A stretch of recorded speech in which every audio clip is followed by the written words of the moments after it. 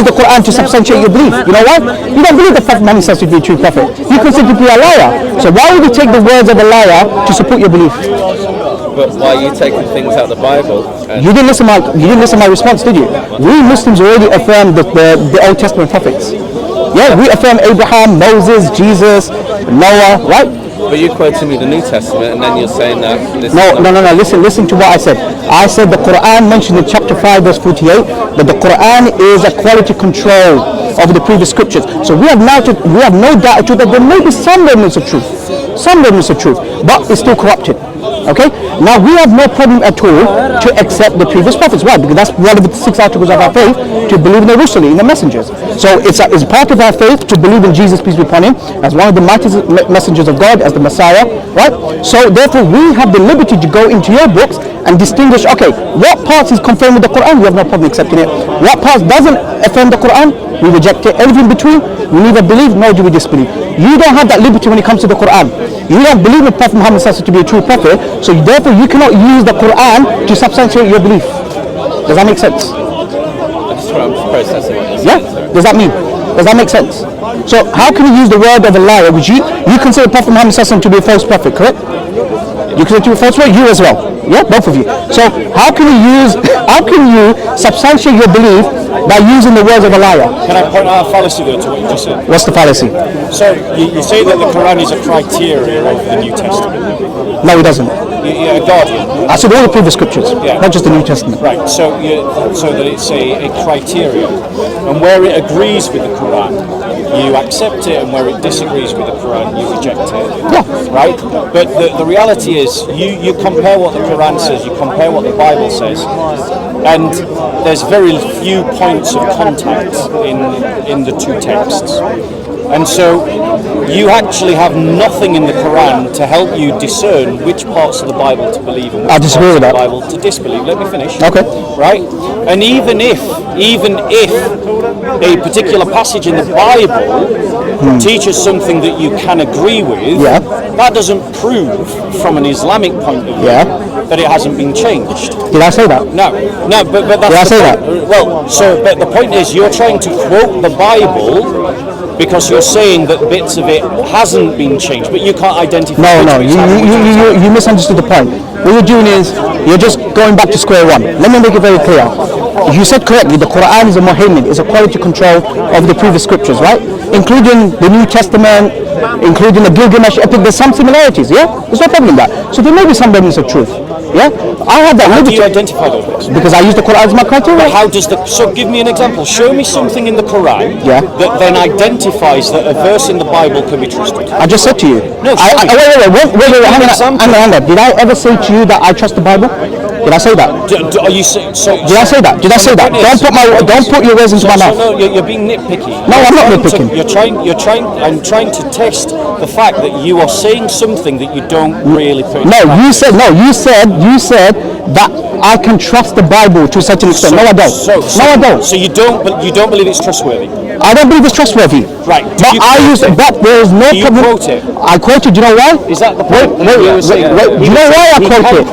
Because the Quran allows me to. Right. Allah subhanahu wa ta'ala allows me to. Because there's no problem. There's some remnants of truth. There's no problem. So show me where the Quran identifies which parts of the Bible you can quote and which parts you can't. I already said it. Surah 5 verse 48. So go on. So the Quran. The Quran is a muhaymin, is a guardian. It's like a sort of quality control over the previous scriptures. No, there's no problem with that. No, that's a claim. That's a statement. I asked you for a method. Bob. Look, I'm coming from a Muslim perspective. I'm asking you for a method. Wait, listen to. No. You're not getting the point. I think you are getting the point, but my request is very simple. Show me in the Quran where the Quran allows you to identify which verses you can quote and which verses you can't quote. Yeah, so Abdullah bin Salam. Go on. May Allah be pleased with him. He was the Jewish rabbi of Medina. He accepted Islam because he found the prophecies about Prophet Muhammad in their book, in the Torah. So that's not the Quran then? That's not the Quran. And even the Quran is in Surah 5, Ayah 48. And our religion is not just the Quran. Our religion is also the ahadith, the sayings and the actions of the Prophet Muhammad, peace be upon him, the authentic sayings. So what I'm hearing is you don't have you don't have any criteria in the Quran or any criteria that you can use to identify which verses in the Bible you can quote? Okay, for example, let me give you an example. Yeah, I'd like an example. Let me give you an example. But let's be clear about what example I'm looking for. Let me give you an example. No. Let's be clear about what example I'm looking for. Go on. Show me in the Quran where it identifies to you what verses from the Bible you can use. Yes. That's the example that I'm looking Okay, for. very good. So Very simple. Very simple. Allah subhanahu wa ta'ala says in his blessed book in the Quran. Yeah, go on. Now Jesus, peace be upon him, said, I think in Surah 5, I'm not sure the exact verse. I think verse 72 to 73, I'm not sure. That Jesus, peace be upon him, said, Ya Bani Israel, all children of Israel, worship Allah, who is my Lord and your Lord. What did Jesus say in the Gospel of John chapter 20 verse 17? What did he say? He said, go and tell your brothers that I am not yet ascended to my Father, and I'm going to my God and your God. Right, very simple. No, hold on 1 second. Very simple. End of discussion. No, that's you running away. Are we running away? Yes. Let's go to the actual verse. Yeah. Let's go to the verse and let's see that it doesn't say any biblical verse. Did I say biblical? I'm saying the biblical. Can we go to the Quranic verse? Please? I did. Right, hold on. Chapter 5, verse 72. Chapter 5, verse 72. Yeah. Verse 72. Yeah, that's all right. I mean, I know you've drank coffee, and I know that. It's hot chocolate, by the way. I'm Fair enough. Still got caffeine in. Yeah. Okay. It's all that You sugar. want to smell it? All that sugar. I believe you. Okay, good. Right. So what surah, please? Surah Ma'idah, Surah 5, Ayah 72. Ayah 72. I think so.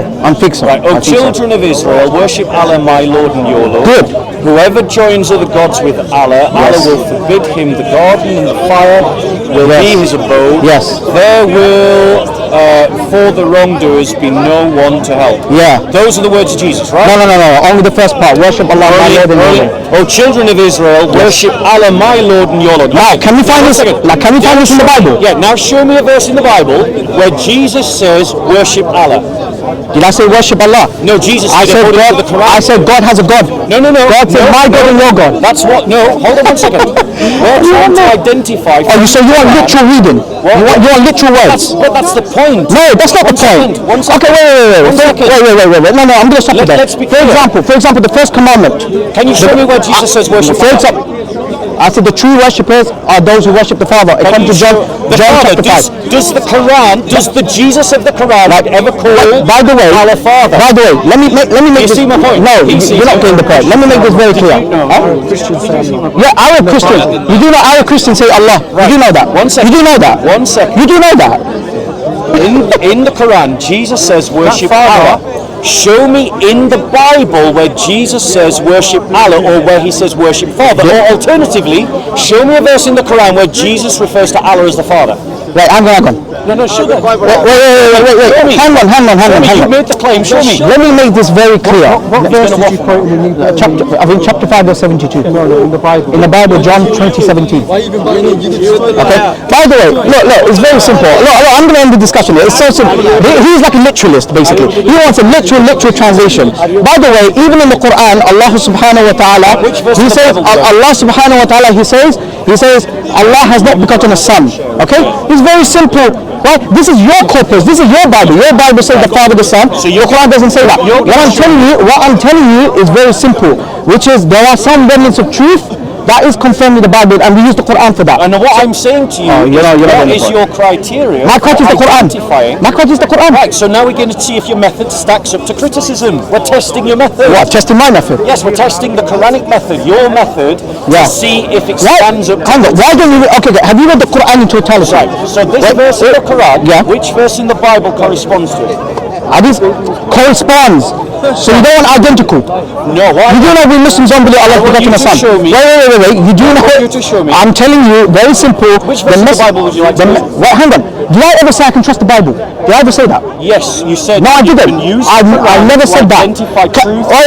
So this is what you call red herring. Red herring. He's putting words into my mouth, and I never said I trust the Bible. Did I ever say that? This is why. This is called. Did I ever say I trust the Bible? Why are you delaying? I never say that. You literally. No. You even asked him to look up a Bible. I'm going to end the discussion. I'm going to end the discussion here. Now. I'm not. I'm going to end the discussion here because you're putting your words into my mouth. I never said I trust the Bible. Did I say that? No. Did I say that? Did I say that? Did I say that? You said. Did I say that? You said. I said. Allows you to identify truths from this book. Yes. So you quoted this passage in which Jesus said worship Allah. So show me in the Bible where Jesus said worship worship Allah. Bob, you do not Arab Christians call Allah. Show me in the Bible. No, I'm saying Arab Christians call Allah. That's fine. What language did Jesus speak? What language did Jesus speak? You spoke Aramaic. You spoke Aramaic, and what's that? What's that in God? Yeah. Allah. No, Take care of yourself. no. That's it. Take care of yourself. That's it. Take care of yourself. Worship Allah. No, take care of yourself. Take care of yourself. You know, I don't speak to a fool. Take care of yourself. I'm not gonna worry. I'm not gonna worry.